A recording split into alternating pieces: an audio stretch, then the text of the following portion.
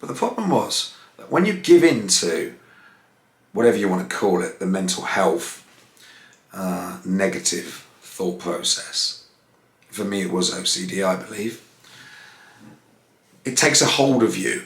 So I had already bowed down to, okay, I'm not going to look in the mirror. And I was avoiding mirrors when I went to work, and when I got up in the morning and got ready for work, blah, blah, blah.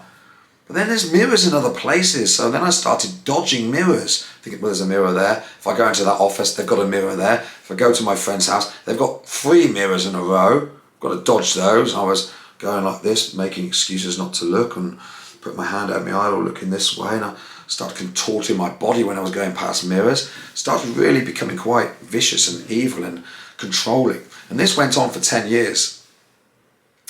And I couldn't stand anything. It then started reflections in glass. Couldn't stand to see a reflection of me, because if I saw it, I'd have to keep looking and looking and looking again. And the more I looked, the worse I got. The worse I looked, the worse I felt I looked.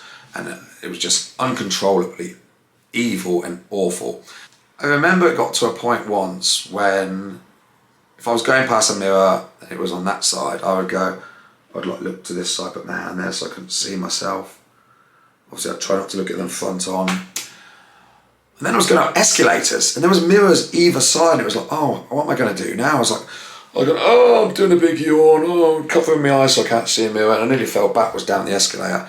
And I think it was when I started to do some things like that, I thought, I've got a really serious problem here. And then I wouldn't go down, when I was shopping, I wouldn't go down the aisle of the supermarket that has all the freezers, because if I looked that way, I'd see myself. If I looked that way, I'd see myself. If I'm walking down here, peripheral vision, I'd see myself. It was unbearable. I couldn't even go down those aisles. And I just realised that I was being careful where I walked. And I was also already having issues with shadows being cast, and then seeing my reflection in a shadow or the silhouette.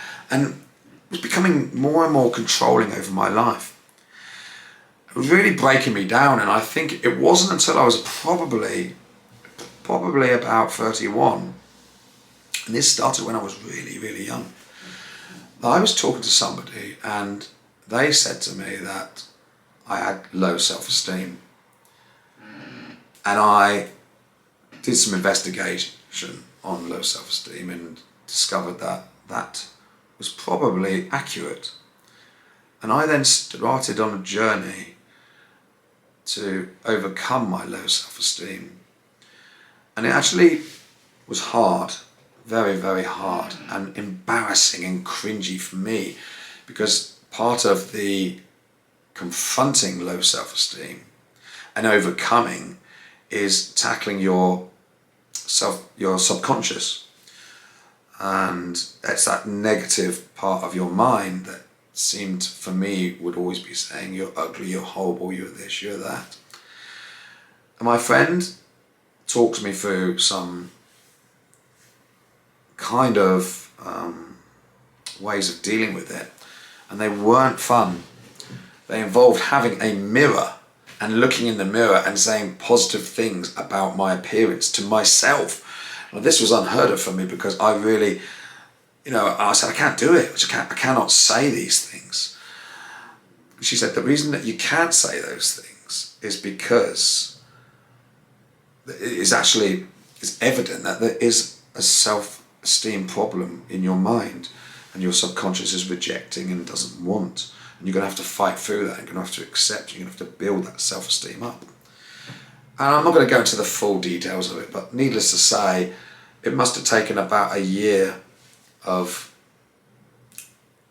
doing positive affirmations and having a mirror and confronting my negative thoughts of my appearance and myself and everything, that I was then able to slowly start to see a change.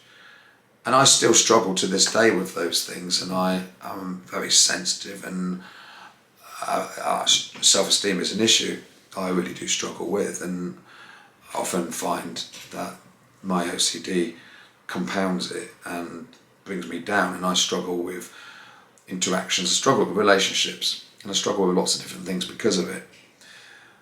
But I would say that you can overcome it. And I've relapsed in a way. I've let the stuff, I'm 48 now, I've let the stuff that I learned in my 30s go to the wayside a bit. And I need to get back on that bandwagon of just get back on with working on some self-esteem, positive affirmations, there's incantations. It's just about trying to learn to love and accept yourself more. And we all need to do that. No matter who we are, we all need to start to do that. Because that is one of the fundamental key things that leads to the success in the battle against mental health. So I'm going to start to, I'm basically telling you this, transparent, opening up about my struggles with these things, and that they were real, and that I did to an extent manage to overcome some of them, and I need to start to do those again. And with your help and encouragement, I want to do those, and I want to encourage you to do those as well, because we all need to improve how we feel about ourselves. If you feel about yourself, if the way you feel about yourself is more positive, then you're going to find that you're going to cope with other situations in life in a better, more positive way. You'll also find that you don't feel so angry and resentful and bitter, because I felt quite a lot of those feelings when my self-esteem was rock bottom. When you raise your self-esteem up, you are then able to help other people. And I think one of the keys to living a better life and being more happy, well, not more happy, being happier with yourself and your life is what you're giving to other people, what you're doing. Somebody once told me, to be a happy person, you have to give. You have to be a giving person. You can't be happy if you're always taking and taking and taking. And I would say that that's fairly true, because I found more satisfaction and happiness in being able to sit with somebody and help them, talk to them, than I've found when I'm taking from someone or someone's giving help to me.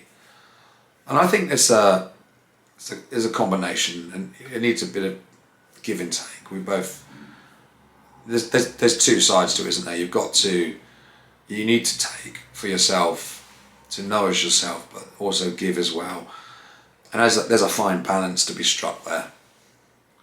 But my journey is to try to be a better person, a kinder person, and a more giving person. And in turn, that will and has already started to enrich my life and take my mind a little bit off of some of the issues I am very anxious about. So it's a journey that we're going on together. If you want to go on with me, please subscribe if you would like to keep up to date with the videos that I'm doing, and give me some feedback on what you'd like to hear. You probably know more than I do about certain things, and I would really like to hear your opinion on those topics. So by all means, share with me in the comments, and don't be afraid to just say hello. I'm just a normal person on the other end of this camera, and